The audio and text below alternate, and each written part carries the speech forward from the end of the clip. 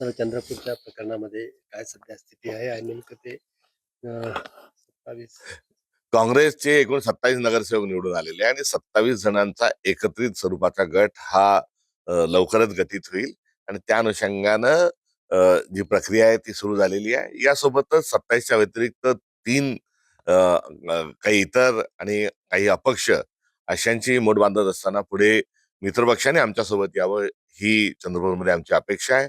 उभाटाचे नगरसेवक हे आमच्यासोबत यावे यासाठी पक्षपातळीवर चर्चा सुरू आहे.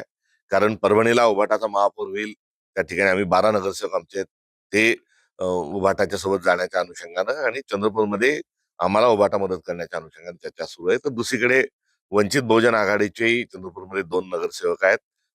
वंचित आघाडी देखील आमचा मित्रपक्ष या नात्यानं ते आमच्यासोबत आले पाहिजे अशा पद्धतीची एक चर्चा पक्षात सुरू आहे आणि काँग्रेसचा महापौर त्या ठिकाणी निश्चित स्वरूपाचा बसेल ही आपल्याला या निमित्ताने खात्री द्यावीशी वाटते. आमचे 2 नेते मान्य खासदार आणि आमचे विधिमंडळातील गटनेते 2 मतबंध मंडळ नेते त्या ठिकाणी आहेत.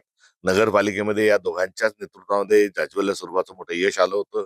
चंद्रपूर महानगरपालिकेमध्येही आम्हाला यश जे आले ते या दोघांच्याच नेतृत्वात आम्ही निवडणूक लढलेलो आहे आणि पुढे देखील कुठल्याही प्रकारची समन्वयाच्या संवादाच्या दृष्टिकोनातून अडचण निश्चित येणार नाही. काँग्रेसच्या 2 नेत्यामध्ये जो वाद आहे त्याच्यामुळे काही भाजपला भाजपला आमचा कुठल्याच प्रकारचा फायदा होणं ह्या केवळ वल्गना किंवा एक चित्र निर्माण केला जातो. मुळात भाजपमध्येच त्रांगड आहे. 3-4 गट झालेले आहेत आणि या गटाचाच फायदा काँग्रेसला होण्याची शक्यता नाकारता येत नाही.